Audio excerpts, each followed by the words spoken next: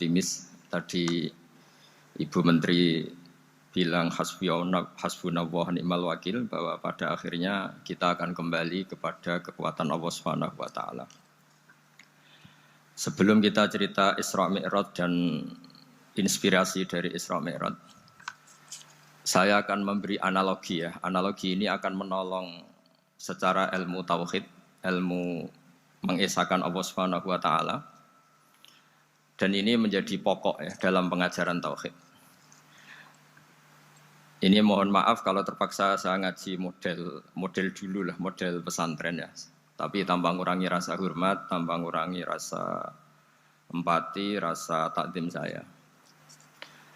Teman-teman yang saya hormati semua, karena di sini banyak santri-santri muda. Hubungan kita dengan Allah Subhanahu wa taala yang serba kuasa, yang maha kuasa, yang serba bisa. Tadi dikatakan Bu Menteri bisa apa saja kun fayakun, kalau Allah sudah mentitahkan pasti terjadi. Itu kira-kira seperti ini. Saya ini bawa cincin dari besi mungkin atau dari apa itu? Ya besi lah atau perak. Yang jelas tidak emas ini karena saya cowok. Yang jelas tidak emas. Saya bawa kertas. Kalau Anda saya tanya, kertas ini sama cincin kuat mana? Pasti akan menjawab kuat cincin, karena materinya dari besi. Jawaban itu benar, tapi harus ditambahkan secara materi itu kuat cincin ketimbang kertas. Tapi Anda salah, harusnya menjawab ya terserah Gus Bahak, karena yang megang itu Gus Bahak.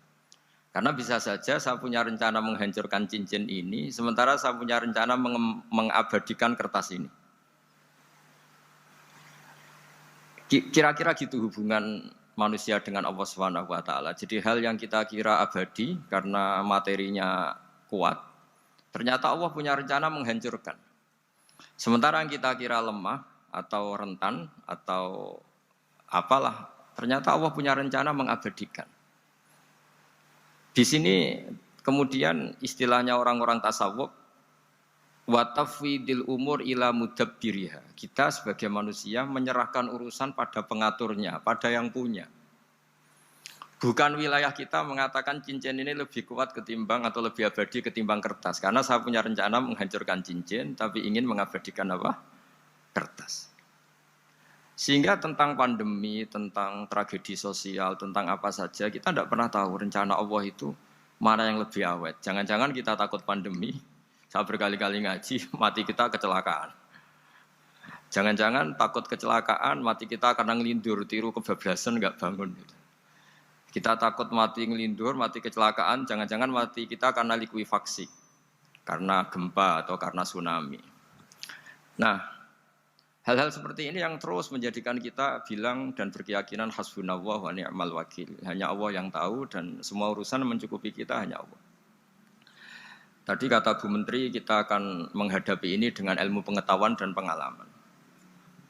Oke, saya sangat setuju itu. Tapi lagi-lagi bangsa ini dan seluruh tren dunia itu kalau misalnya baru tsunami ya semua orang ramai ketakutannya pada tsunami. Ilmuwan berteori bahwa tsunami siklusnya sekian tahun per sekian tahun. Nanti pas gempa juga gitu, pas likuifaksi juga gitu. Nanti kalau mudik mungkin ketakutan orang sama kemacetan sama macam-macam lah. Takut kecelakaan laka di jalan dan sebagainya. Sehingga sebelum ngaji ini lebih jauh, pastikan bahwa tidak dalam wilayah kita mengatakan bahwa cincin ini lebih abadi, lebih awet ketimbang kertas. Tapi kita harus menjawab secara materi cincin itu lebih awet ketimbang kertas. Tapi secara hakikat ya terserah yang mengendalikan, terserah yang punya, rencananya apa. Nah, di sini pentingnya ngaji. Karena dari ngaji itu kita akan kembali ke ma'rifatullah, ngerti Allah yang sebenarnya. Sebab itu di surat Isra disebut pada akhirnya ngaji itu apa? Subhanalladzi asra bi 'abdihi lailam minal masjidil haram ilal masjidil aqsa alladzi barakna haulahu. Tujuan akhirnya linuriyahu min ayatina. Bahwa Mi'raj itu hanya bagian kecil yang dingertikan kita betapa dahsyatnya kekuasaan Allah Subhanahu wa taala. Betapa tidak terbatasnya kemampuan dan kebisaan dan kudrahnya Allah Subhanahu wa taala. Makanya masih dikatakan min ayatina, itu masih sebagian kecil dari ayat-ayatku kata Allah. Lalu dalam surat Kahfi diterangkan, ketika orang kagum dengan Ashabul Kahfi yang bisa hidup tidur dalam keadaan hidup 309 tahun atau Masehinya 300 tahun, kalau Hijriahnya 309 tahun. Itu mungkin kalau kita ilmuwan, ahli baksil ya, atau ahli apalah, itu mungkin lebih kagum tentang nyamuk. Saya berkali-kali bilang, andaikan kita sepakar-pakarnya, terus disuruh bikin nyamuk itu, nggak usah bikin nyata hidup, bikin patungnya saja. Nyamuk itu sekecil itu, kemudian punya jantung, jantungnya punya urat, uratnya punya kuman, kumannya juga punya urat. Bayangkan saja sudah tidak bisa. Sehingga ketika orang tak kagum sama Ashabul Kahfi, kata Allah, am hasibta anna ashabal kahfi warraqimi kanu min ayatina ajaba. Apa kamu kagum tentang Ashabul Kahfi dan batu-batu yang dipahat di situ? Bukankah dalam kekuasaan kami ada yang selalu menakjubkan? Artinya, andaikan kita ilmuwan tentang embriologi, tentang hewan, tentang kuman, mungkin cerita tentang nyamuk itu lebih dahsyat ketimbang tidurnya Ashabul Kahfi yang 309 tahun. Karena kemampuan Allah menciptakan nyamuk yang kecil, sangat kecil, super kecil. Kemudian kecil itu ya punya jantung, tentu lebih kecil lagi. Belum uratnya jantung itu, belum nyamuk juga di dalamnya menyimpan calon-calon keturunannya. Kayak apa kecilnya lagi? Nah, di sini Allah mengingatkan kita, innallaha la yastahi ayyadriba mathalam ma ba'udatan fama fawqaha. Allah tidak pernah malu jika dalam menunjukkan kekuasaannya Allah memberi contoh seekor nyamuk. Karena nyamuk ini andaikan kita, tadi saya ulang lagi, andaikan kita ilmuwan yang nekuni itu, strukturnya bisa melihat, bisa nyari pasangan hidupnya, dan bisa hamil, bisa melahirkan, atau bisa menelur dan sebagainya. Maka kita akan kagum sekagum-kagumnya betapa kita di depan kekuasaan Allah Subhanahu wa taala tidak siapa-siapa, dan akhirnya kita ikrar seikrar-ikrarnya asyhadu alla ilaha illallah, bahwa tidak ada kekuasaan selain kekuasaan Allah Subhanahu wa taala.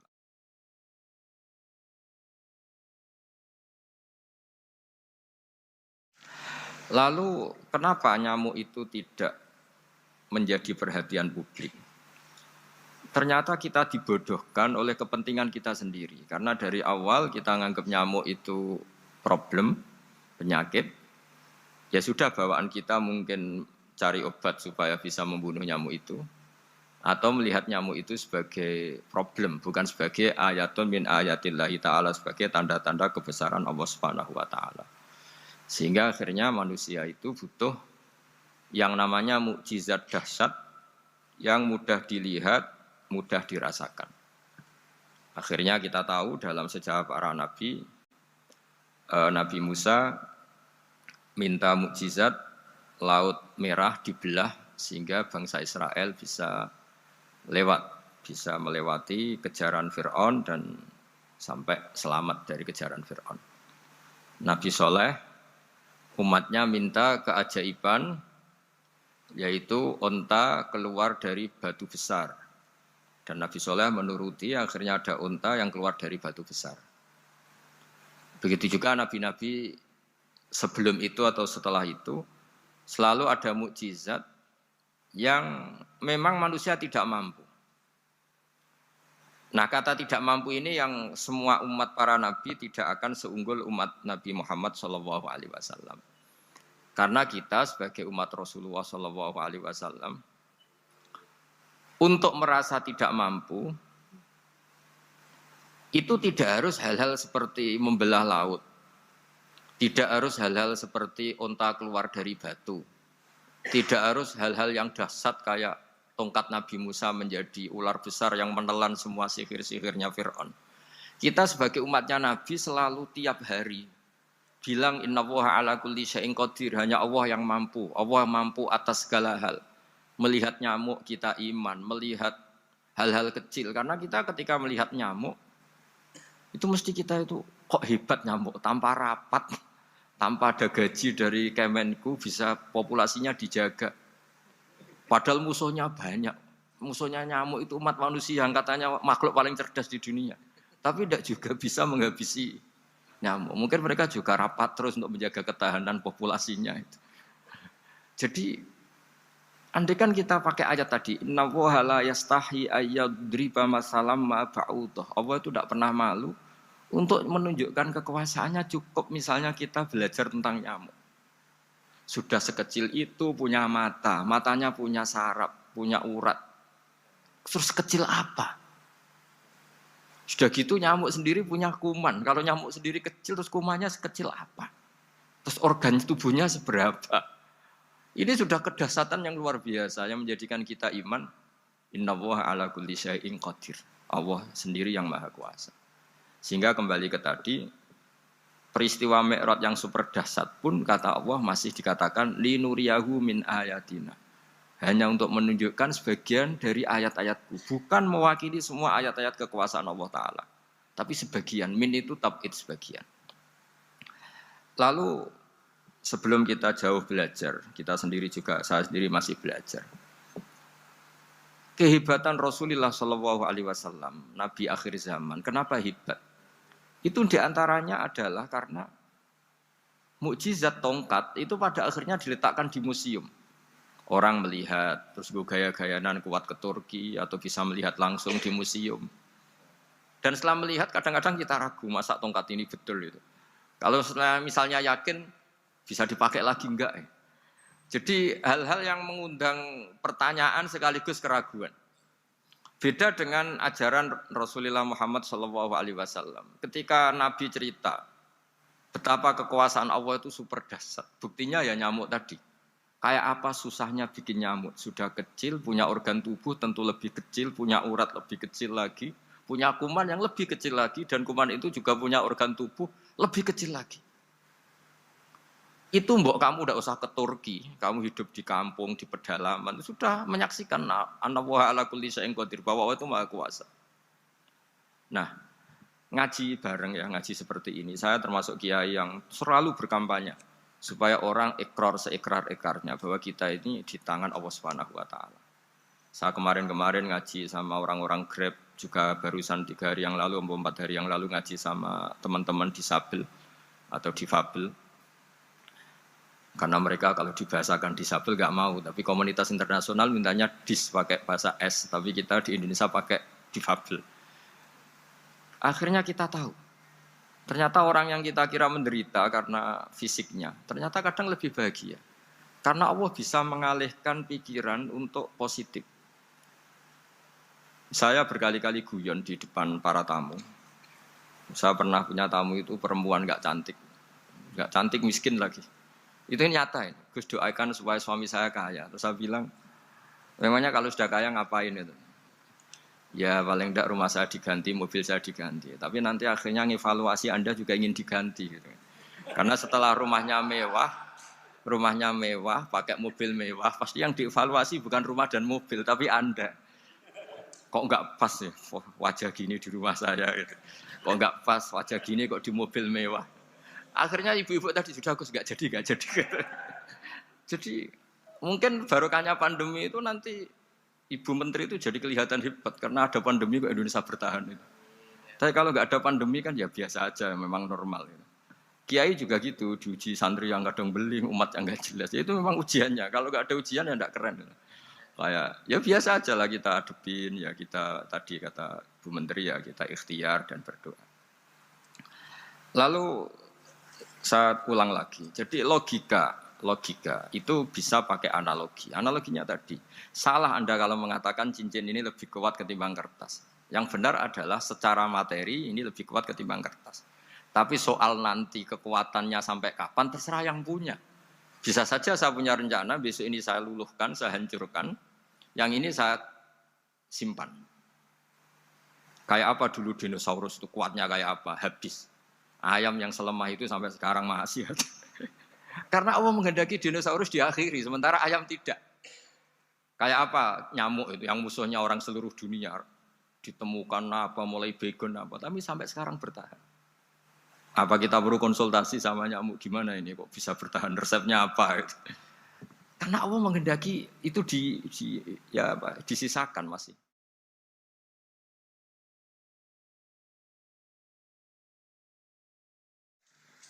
Nah, kemudian kenapa ada peristiwa Isra Mi'raj? Saya termasuk orang yang sering menulis tentang fikih sholat, tapi nulis saya untuk diri saya sendiri tak pakai ngaji. Tidak saya bukukan, memang saya sengaja karena ribet biasanya penerbit itu. Terus bicara royalti apa, kita kan mulai kecil dilatih ikhlas, jadi kalau komersial itu jadi bingung. Karena tidak biasa komersial, jadi kalau diajak komersial itu malah jadi bingung. Nabi ketika Mi'raj, ini yang jarang dikaji. Sebetulnya kalimat-kalimat dalam sholat, pertama Rasulullah Muhammad SAW ketemu Allah, itu Nabi maju. Maju ini Jibril sebenarnya mau ikut, karena Nabi bilang, ya Jibril jangan tinggalkan saya sendiri. Terus kata malaikat Jibril, sudah makam saya sampai sini, kelas saya sampai sini aja. Tidak, kamu harus nemani saya. Ketika memaksa nemanin, beliau tidak kuat. Di beberapa rawat dijelaskan sampai beliau pingsan, sampai beliau tidak sadar. Akhirnya terus ada ayat wa ma minna illa lahu maqamun ma'lum. Kita punya kelas tertentu yang enggak levelnya sampai sana. Akhirnya Nabi masuk wilayah itu, area itu. Dan Nabi ngendikan at-tahiyatul mubarakatus sholawatut thayyibatulillah. Kira-kira maknanya semua kehormatan, semua kebaikan, semua yang bersembah suci itu milik Allah Ta'ala. Lalu Allah menjawab, Assalamu alayka ayyuhan nabiyyu wa rahmatullahi wa barakatuh. Bahwa kamu Muhammad mendapat salam dari saya, mendapat semua kehormatan, semua keselamatan. Kemudian Nabi itu karena sebagai hamba yang tidak egois, tidak ingin kalau nikmat dirasakan sendiri, tidak ingin kalau sedang senang beliau sendiri yang merasakan, beliau ngendikan Assalamu alayna wa ala ibadillahi sholihin. Ya Allah tolong bahwa status selamat itu tidak hanya milik saya, tapi milik siapa saja yang soleh. Soleh itu ya sesuai kelas masing-masing. Setelah itu para malaikat melihat kebaikan Nabi yang seperti ini, melihat mentalnya atau keinginannya yang luar biasa untuk baik kepada semua orang, wa ala ibadillahi sholihin. Terus malaikat saat itu rame-rame bersaksi asyhadu alla ilaha illallah wa asyhadu anna muhammadar rasulullah. Catatannya apa di sini? Bahwa ternyata kesaksian tentang syahadat itu dimulai rasa tidak egois. Merasa bahwa rahmat ini harus dirasakan semua orang. Wa ma arsalnaka illa rahmatan lil alamin. Jadi rahmat ini harus dirasakan banyak orang. Kita tahu misalnya Islam melarang narkoba misalnya. Memang narkoba itu mengganggu. Hampir semua kecelakaan rata-rata faktor supir itu narkoba. Begitu juga pembunuhan yang sadis, rata-rata efek dari pengaruh narkoba. Sehingga Islam keras sekali tentang narkoba. Dan alhamdulillah di Indonesia ditangani BNN yang sangat serius melawan narkoba. Nah, keputusan Islam melarang narkoba itu keputusan yang luar biasa, yang menjadi berkah bagi semua. Begitu juga keputusan Islam tentang melarang zina, melarang perbudakan, melarang penipuan. Dan Islam mendukung misalnya gerakan nikah, gerakan adil, gerakan keseimbangan dan kemanusiaan. Sehingga agama ini akan dinikmati siapa saja karena ajarannya.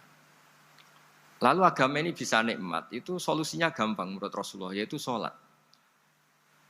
Nabi itu kalau pusing menghadapi banyak hal, yaitu mesti keluar masuk, terus tanya sama istrinya, kapan waktunya sholat?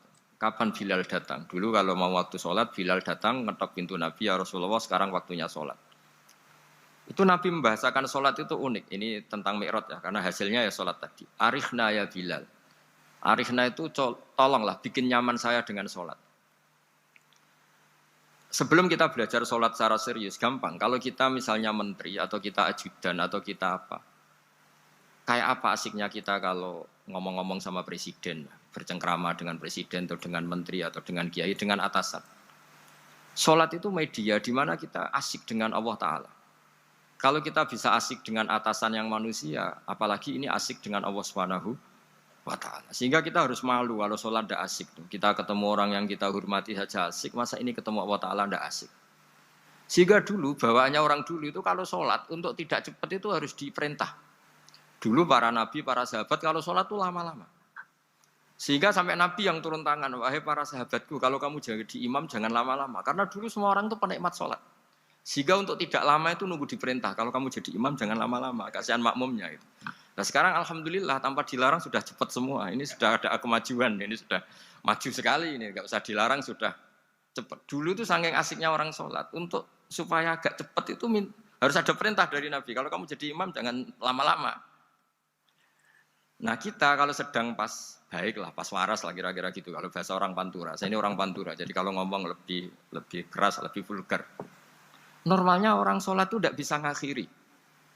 Normalnya, saya ulang lagi, normalnya orang sholat itu tidak bisa ngakhiri karena ketemu zat yang kita cintai. Kita kalau ketemu orang yang kita hormati, yang kita cintai itu nggak bisa ngakhiri. Misalnya mungkin anak muda, contohnya ketemu pacar nggak bisa ngakhiri. Kita kangen sama temen, jagong nggak bisa ngakhiri karena asik. Nah ini ketemu Allah yang dipuja-puja, dipuji-puji, kemudian cepat ingin ngakhiri. Jadi ini kita agak aneh. Makanya normalnya orang sholat itu tidak bisa ngakhiri dan itu normal. Sehingga dulu ketika Sayyidina Umar itu ditikam sama satu benda yang kayak pancing itu. Panah itu kan kayak pancing ya, jadi kalau masuk cepat tapi nariknya susah. Karena ada grendelnya itu. Itu tiap ditarik sakit. Dan beliau bilang, nanti setelah saya sholat tarik. Beliau sholat, nyaman, ditarik itu enggak gerak sama sekali. Karena dia sudah istighraq billah, sudah nyaman dengan Allah sehingga ditarik itu enggak kerasa. Dulu di daerah sini masih keluarga kita lah, masih keluarga kita semua. Ada seorang wali jadi imam masjid. Itu di PHK sama takmirnya. Karena ketika sujud dia asik terus lama sekali. Sampai 30 menit. Sampai santrinya bilang, mbah, sampun. Setelah itu rapat dihentikan. Ditanya, kenapa mbah sujud begitu?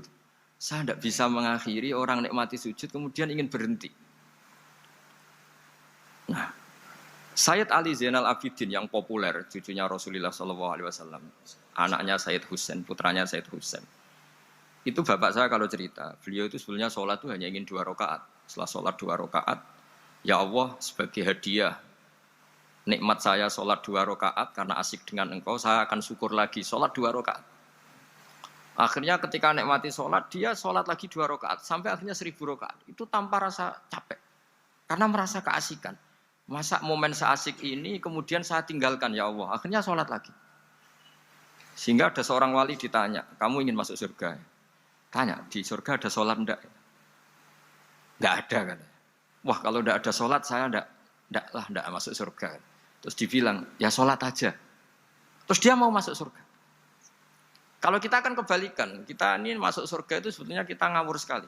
Ngawurnya adalah hore masuk surga, ada sholat lagi, enggak ada puasa lagi. Jadi ini kan kita ini jadi makhluk yang aneh. Jadi kita ini masuk surga senang karena sudah ada kewajiban apa? Sholat. Jadi ini agak aneh.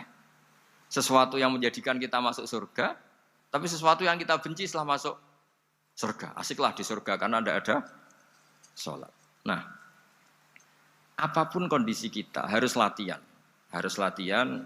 Kita entah seberapa kadarnya ingin niru Rasulullah SAW ketika ngendikan wa qurratu aini fi sholat, nyamanku hatiku tentram kalau saya pas sholat. Sehingga tadi sudah saya katakan tadi, dulu itu untuk menghentikan sholat itu susah, sampai Rasulullah sendiri yang merintahkan, hei para imam kalau sholat jangan lama-lama. Kalau sekarang, andai kan Nabi hidup di zaman sekarang pasti tidak ada pengumuman itu, karena semuanya sudah cepat. Malah super kilat itu. Ada yang tarawih 20 rakaat hanya berapa? 8 menit dulu. Itu kan 7 menit itu.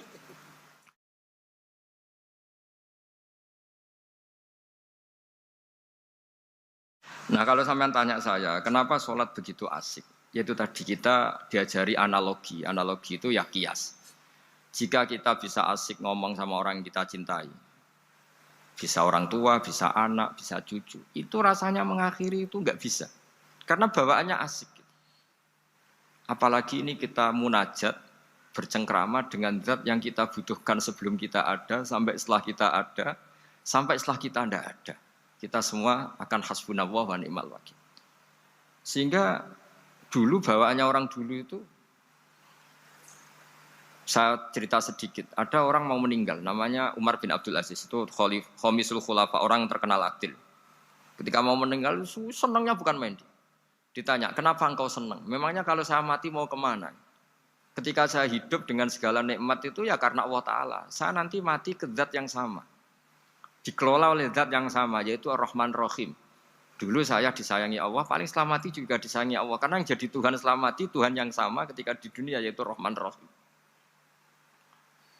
Cerita legenda yang lebih dasar dari itu, masyhur itu Jalaluddin Ar-Rumi. Ketika dia mau meninggal, semua muridnya nangis, beliau marah. Kenapa kamu menangis? Ya karena guru mau meninggal. Kamu itu ngawur sekali. Saya ini sudah lama menunggu hari seperti ini, bisa ketemu zat yang saya cintai, malah kamu menangis. Ayo kamu nari sebagai pesta kematian saya. Tapi ini nggak bisa ditiru ya, karena kalau kita niru, nggak usah dilarang juga nggak bisa niru kayak kita. Cuma saya maklumatkan jangan ditiru, meskipun nggak usah dilarang juga nggak akan bisa niru. Sehingga orang-orang dulu itu bawaan kalau mau kabundut itu ya asik. Rasulullah Shallallahu Alaihi Wasallam ketika mau wafat, intaqola ila rofiqil a'la, itu ditanya sama istri-istrinya, lalu engkau mau kemana? Kata Nabi, sebelum sekian hari, beliau setiap khutbah ngendikan, ini ada hamba yang disuruh milih Allah antara di dunia dan bertemu Allah. Kalau kamu jadi hamba itu milih mana? Di dunia yang penuh problem ini, apa milih ketemu Allah yang Rahman Rahim? Yang hubungannya dengan kamu itu ngasih dan ngasih. Kamu tidak mungkin kan hubungan dengan Allah memberi, kamu bisa apa? Kita hubungan dengan Allah pasti hanya mendapat. Dikasih nyawa, dikasih oksigen, dikasih bumi tidak bayar, dikasih air juga tidak bayar. PDAM dikelola siapapun bayar, oksigen di rumah sakit bayar. Hubungan kita dengan Allah tidak pernah bayar oksigen, tidak pernah bayar sewa bumi. Punya kolam renang laut seluas itu ya tidak pernah bayar. Udah gitu kolam renangnya menghasilkan ikan. Kalau kita kan semuanya utang jasa sama Allah, dan reputasi Allah itu dengan kita hanya memberi, tidak pernah meminta. Akhirnya hubungan-hubungan inilah yang menjadikan terus. Semua sahabat jawab, ya kalau kita jadi hamba itu pasti milih Allah lah. Jadi Nabi itu saking pinternya orang, supaya orang siap dengan keberangkatan beliau itu dibikin satu taksis, satu apa ya, kalau orang Jawa bilang itu dikai persemon, dikai mukaddimah. Supaya orang-orang itu siap kalau Nabi ngendikan. Kalau kamu seorang hamba disuruh ketemu Allah sama hidup di dunia yang fana ini milih mana? Ya milih ketemu Allah. Ketika akhirnya Rasulullah wafat, ternyata orang itu adalah Rasulullah. Ya akhirnya sahabat bilang, ya iyalah masa dengan kita sama Allah milih ketemu kita, pasti milih ketemu Allah. Nah, sholat itu mi'rajul mukmin. Sholat itu adalah cara seperti itu. Kita manja dengan Allah meskipun dengan segala problem ketika itidal kita tetap memaklumatkan Rabbana lakal hamdu mil'us samawati wa mil'ul ardi wa mil'u ma syi'ta min syai'in ba'du. Engkau zat yang selalu layak dipuji di langit maupun di bumi. Dan langit bumi ini karena terbatas masih ditambahi wamil umasyik tamin seimbadu. Dan seluas apa saja engkau kehendaki. Apapun hebatnya langit bumi ini tetap terbatas, ada ruang dan waktu. Makanya ditambahi wamil umasyik tamin seimbadu. Dan segala puji ini memenuhi semua yang engkau kehendaki. Saya berkali-kali bilang kalau hubungan dengan Allah nyaman, caranya gitu. Kalau kita sakit, bayar oksigen. Kalau kita butuh air, bayar PDAM. Allah itu tidak pernah nyuruh kita bayar.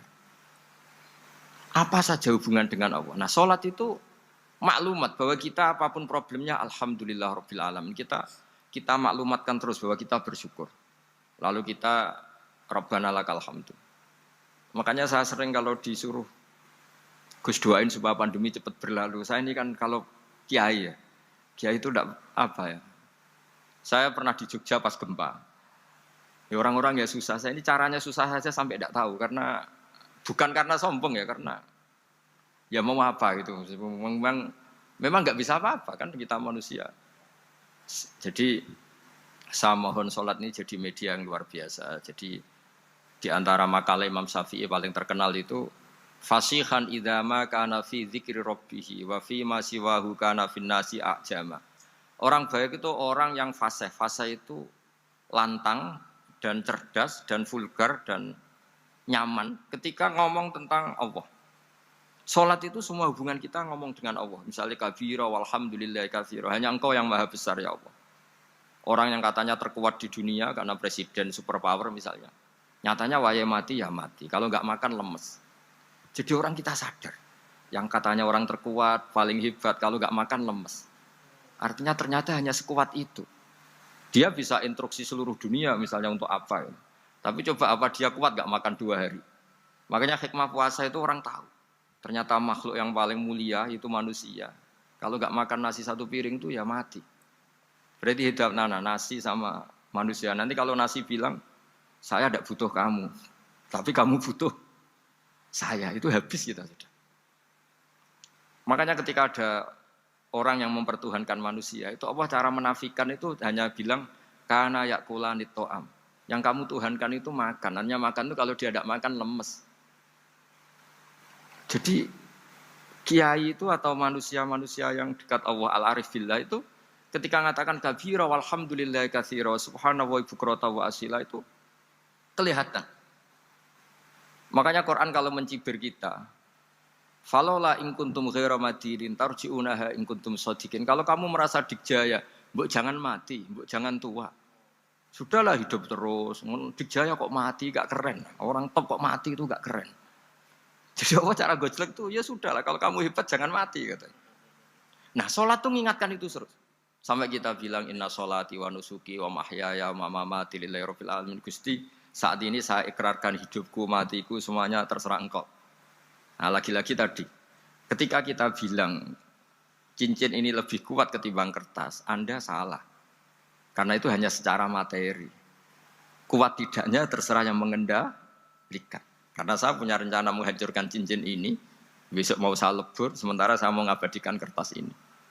Nah, disinilah terus kita diajari misalnya di surat Yasin yang populer, Allah itu siapa? Allah itu subhanalladzi biyadihi malakutu kulli syai'in, yang mengendalikan semua sesuatu. Makanya sholat itu menjadi penting. Saya sendiri termasuk orang yang jarang imami ya, saya selalu jadi makmum. Jadi andaikan Mas Zakaria di sini saya juga makmum. Cuma keren saya kayaknya meskipun saya makmum. Karena saya kalau makmum itu bisa ingat Allah terus. Kalau imam itu enggak jaga image. Karena malu kan. Misalnya di masjid kementerian terus sholatnya kok cepet nanti dikira enggak ustadz betulan itu. Kalau mau lama ternyata banyak urusan jadi banyak berpikir gitu. Tapi alhamdulillah ini barokahnya ngaji terus apa ya? Ya hasilnya mi'raj itu ya sholat itu. Sholat ini spesial karena tadi saya bayangkan itu di surga gak ada sholat itu ya terus wopo itu gak asik kan. Itu kalau Imam Ghazali itu membarter kita itu begini. Kalau kamu bangga bikasrotin nisa pasangan kamu banyak, itu ayam lebih kuat ketimbang Anda karena 1 hari 1 jam bisa berapa kali. Kalau Anda bangga bisa makan itu kerbau itu makannya lebih banyak. Nah, kalau Anda bangga atas pengaruh itu tawon itu, ratu tawon itu pengaruhnya lebih besar ketimbang Anda. Dia diam di rumah tapi anak buahnya loyalnya kayak gitu. Artinya kalau manusia bangga itu apa? Ya dengan sholat tadi. Ini karena satu ibadah yang enggak tertandingi oleh makhluk yang lain. Apalagi dalam sholat itu ada semua gerakan yang mewakili semua ibadahnya malaikat. Malaikat itu ada yang ibadahnya berdiri terus. Ada yang rukuk terus, ada yang sujud terus. Dan sholat itu mewakili semua itu. Juga mewakili sosial, karena setelah sholat kita bilang Assalamualaikum warahmatullahi wabarakatuh. Bahwa keselamatan ada di kanan dan kiri.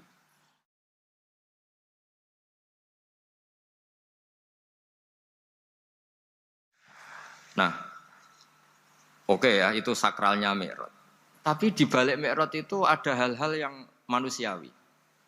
Dan ini yang terjadi di dunia. Ketika Rasulullah melangkai makamnya Nabi Musa, makam itu status, ranking lah kalau dalam bahasa Indonesia itu. Kalau bahasa Indonesia itu ribet, makam itu kuburan. Makanya orang Indonesia sering tanya saya, Gus, makamnya Nabi Ibrahim kok batu? Makam yang dekat Ka'bah itu bukan makam dengan makna kuburan, itu tempat yang dipakai Nabi Ibrahim membangun apa? Ka'bah. Cara Jawa pancatan itu. Nabi Musa itu gak terima. Komplain sama Allah, ya Allah ini lebih junior ketimbang saya, kenapa makomnya melangkai saya? Ini tidak fair. Jadi di mana-mana manusia itu kalau disalib junior itu ya tidak terima. Ya ada manusianya. Terus ditanya sama malaikat Jibril, kenapa kamu gak terima? Ini orang Israel kadung ngira saya ini nabi paling top. Ini kalau sampai konangan saya kalah sama Muhammad tuh malu saya kata. Jadi artinya ya ada sisi manusia. Itu ada kitabnya saya. Terus ya tapi memang Nabi Muhammad lebih top ketimbang kamu. Memang dia nabi pilihan, Sayyidul Awalin wal Akhirin. Oke, kalau saya kalah dengan dia gak apa-apa. Tapi umatnya jangan ya. Maksudnya umatnya bangsa Israel harus lebih top ketimbang kita. Makanya orang Israel sampai sekarang begitu itu ya memang ada sanatnya, nggak mau kalah. Karena usulnya Nabi Musa memang nggak boleh kalah. Terus kata Allah, ya tidak bisa. Memang yang paling top tetap umatnya Muhammad, bukan umat kamu. Tetap kamu kalah. Sehingga setelah kalah dan menang itu kita terus tidak tahu. Misalnya begini ya, penemu komputer atau penemu mobil sama yang beli mobil itu hebat mana? Kalau bicara keilmuan ya hebat penemunya. Tapi kalau bicara kapitalistik, udah bikinkan mobil yang mewah gini-gini. Nanti tanggal ini jadi ya. Hebat mana yang nyuruh sama yang disuruh? Kalau logikanya pakai gitu. Hebat mana yang nyuruh sama yang disuruh? Artinya, kamu milih jadi mana? Penemu mobil, hebat kan? Tapi terus sama orang kaya diminta, bikinkan ini, speknya seperti ini, selesai gini. Hebat mana? Nyuruh sama disuruh? Menyuruh. Tapi yang nyuruh tidak bisa bikin mobil, yang disuruh bisa. Pinter mana? Pinter yang disuruh. Tapi pertanyaannya, wong bisa nyuruh ngapain bikin sendiri? Pinter mana? Ini mohon maaf karena di sini banyak orang nggak jelas-jelas juga.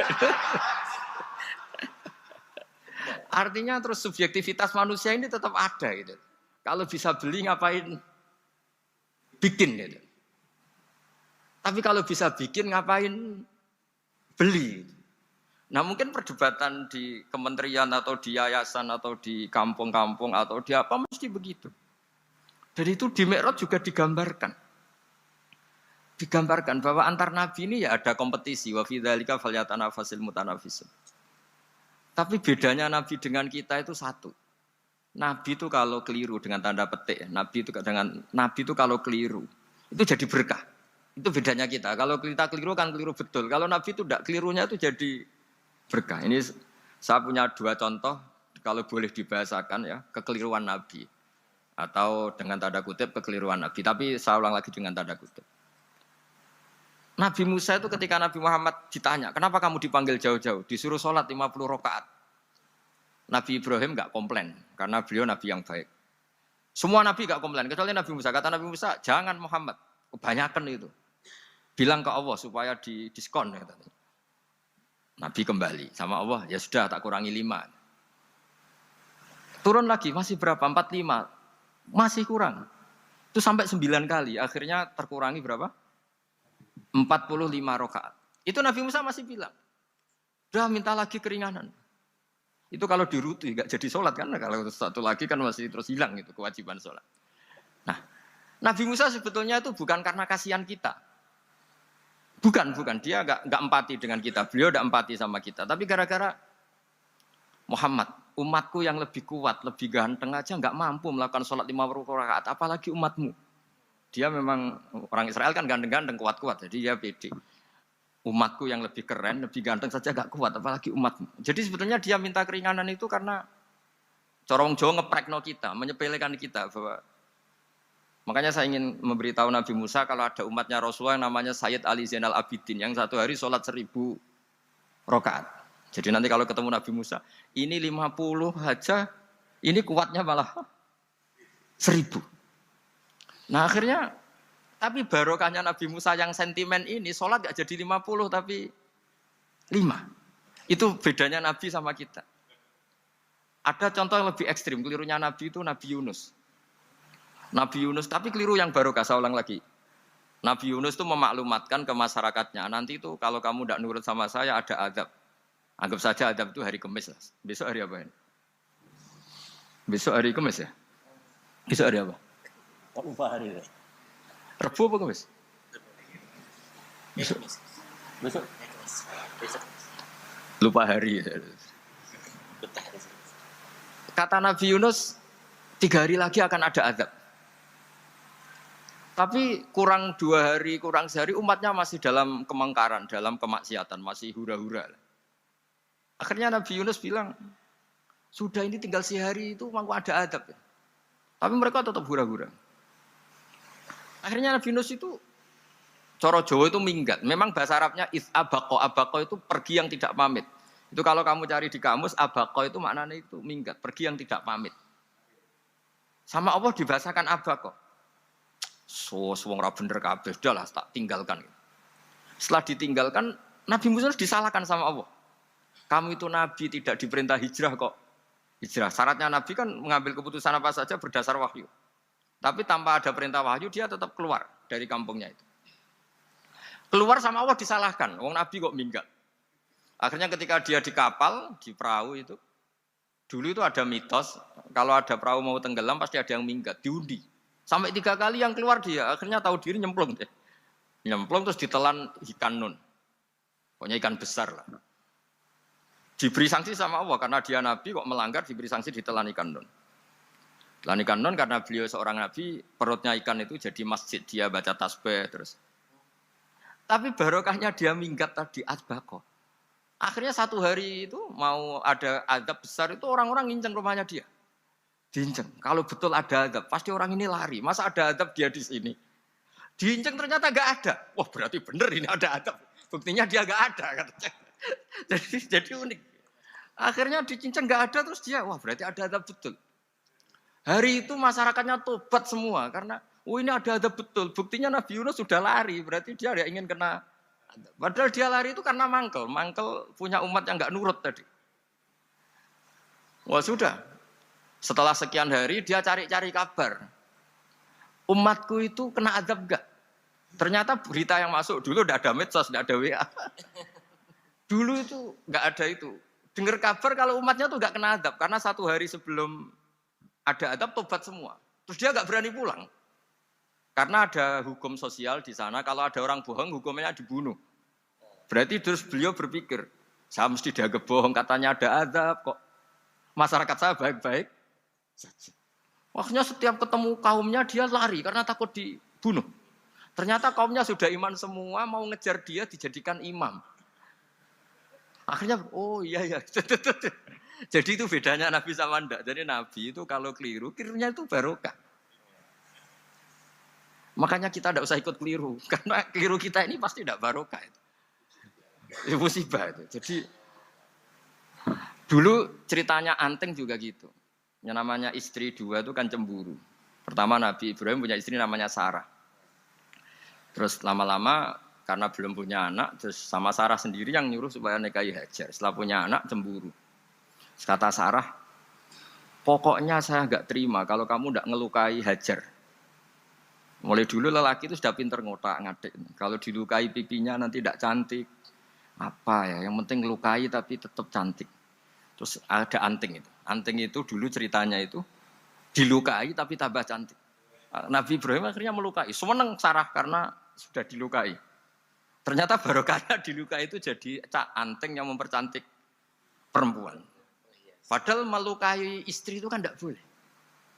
Tapi ini Nabi, ada saja cara yang dipilihkan Allah untuk, ya tadi, keliru saja barokah. Itu bedanya Nabi sama kita. Makanya disebut mimbabi hasanatil abrar sayyatul muqarrabin. Jadi Nabi itu sama seperti Nabi Adam. Nabi Adam itu dilarang Allah, nggak boleh makan khuldi. Akhirnya makan terus harus hidup di dunia, terus jadi dunia seperti ini. Tapi itu menjadikan harapan seluruh dunia bahwa Allah itu maha baik. Ketika ada yang diberi sanksi, tetap diminta tobat dan dianjurkan tobat. Dan Allah berjanji setiap yang tobat pasti diterima.